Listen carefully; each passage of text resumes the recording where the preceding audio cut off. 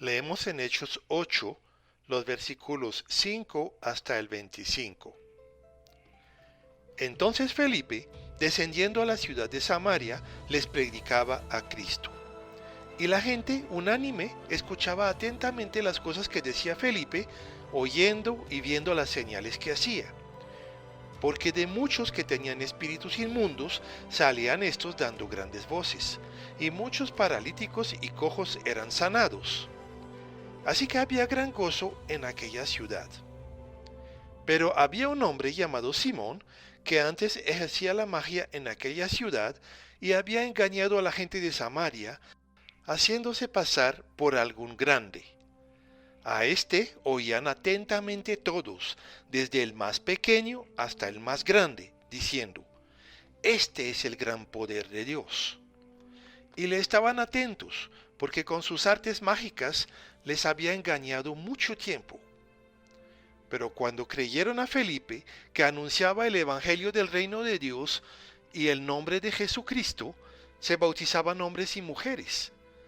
También creyó Simón mismo, y habiéndose bautizado, estaba siempre con Felipe, y viendo las señales y grandes milagros que se hacían, estaba atónito. Cuando los apóstoles que estaban en Jerusalén oyeron que Samaria había recibido la palabra de Dios, enviaron allá a Pedro y a Juan, los cuales, habiendo venido, oraron por ellos para que recibiesen el Espíritu Santo, porque aún no había descendido sobre ninguno de ellos, sino que solamente habían sido bautizados en el nombre de Jesús. Entonces les imponían las manos y recibían el Espíritu Santo. Cuando vio Simón que por la imposición de las manos de los apóstoles se daba el Espíritu Santo, les ofreció dinero, diciendo: Dadme también a mí este poder, para que cualquiera a quien yo impusiere las manos reciba el Espíritu Santo. Entonces Pedro le dijo: Tu dinero perezca contigo, porque has pensado que el don de Dios se obtiene con dinero. No tienes tu parte ni suerte en este asunto, porque tu corazón no es recto delante de Dios. Arrepiéntete pues de esa tu maldad, y ruegue a Dios si quizá te sea perdonado el pensamiento de tu corazón, porque en hiel de amargura y en prisión de maldad veo que estás. Respondiendo entonces Simón dijo: Rogad vosotros por mí al Señor, para que nada de esto que habéis dicho venga sobre mí. Y ellos, habiendo testificado y hablado la palabra de Dios, se volvieron a Jerusalén, y en muchas poblaciones de los samaritanos anunciaron el Evangelio. Ya vimos entonces cómo Esteban, hombre lleno del Espíritu Santo, así que de la gracia y del poder de Dios, tuvo un poderoso impacto por medio de su muerte. Ahora el texto nos habla del segundo de los diáconos. Felipe es llamado el evangelista en Hechos 21. Aquí, en el capítulo 8, se nos cuenta cómo, espantado por la persecución, él sale para Samaria y empieza a predicar. La predicación de Felipe es muy bien recibida, y más porque viene acompañada de liberaciones y sanidades. Pero también en este caso no puede faltar la oposición del enemigo. En este caso, Satanás usa a Simón, el cual era un mago famoso en la ciudad. Como todos los que obran con el poder del enemigo, era un engañador. Frente al poder de Dios, manifestado por medio de Felipe, el poder falso de Simón queda anulado.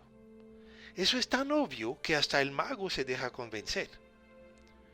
Pero pronto se hará evidente que el corazón de él no es puro. Mientras tanto, los apóstoles recibieron la noticia de que mucha gente de Samaria había sido bautizada en el nombre de Jesús. Entonces enviaron allá a Pedro y a Juan. Esta visita de dos apóstoles principales era muy importante por varias razones. Por una parte, para asegurarse de que el mensaje predicado era correcto y que había sido bien entendido. Por otra parte, como un refuerzo y compañerismo para con un evangelista joven, el cual necesitaba ser acompañado.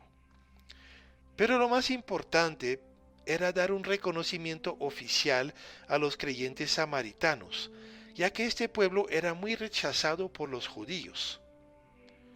Llegando a Samaria, los dos apóstoles empezaron a imponer manos a los creyentes samaritanos, ya que ellos no habían recibido el Espíritu Santo. Esto es sorprendente, porque la palabra nos enseña que recibimos el Espíritu Santo en el momento en que creemos en Jesús. Entonces, ¿por qué estas personas, quienes creyeron y fueron bautizadas, no tienen el Espíritu Santo? La explicación parece encontrarse en la promesa que Jesús le hizo a Pedro cuando le promete las llaves del reino. Pedro usó esas llaves el día de Pentecostés, cuando le abrió a los judíos las puertas del reino de los cielos. De igual forma, veremos en el capítulo 10 cómo fue usado para abrir las puertas a los gentiles. Pero aquí las abre para los samaritanos, de una vez y para siempre. Eso asegura también de que no haya división en la iglesia entre creyentes de origen diferente, ya que los mismos apóstoles garantizan la realidad de su bautismo espiritual.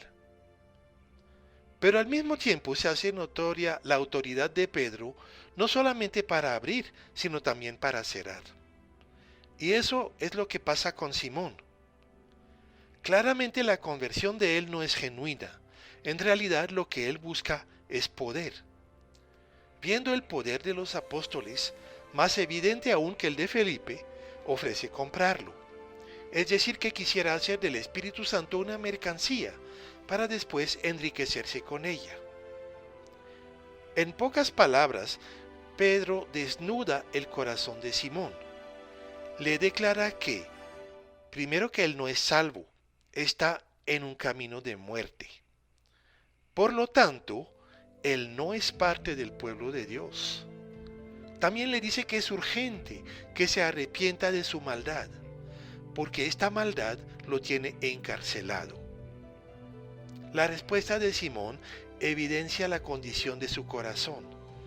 Realmente él no está preocupado por tener una actitud incorrecta, sino que solamente quiere escapar de las consecuencias. O sea que no está arrepentido, y eso demuestra que no ha nacido de nuevo. El que quiera ser cristiano para obtener poder, sanidad, riquezas, o paz, o cualquier cosa que no sea una relación con Dios, terminará muy desilusionado con la fe cristiana. Porque eso es evidencia de un corazón que no es recto delante de Dios. Por último, vemos a Pedro y Juan volviendo a Jerusalén y en el camino anuncian el Evangelio en los pueblos de Samaria. El reino de Dios alcanzó una nueva nación.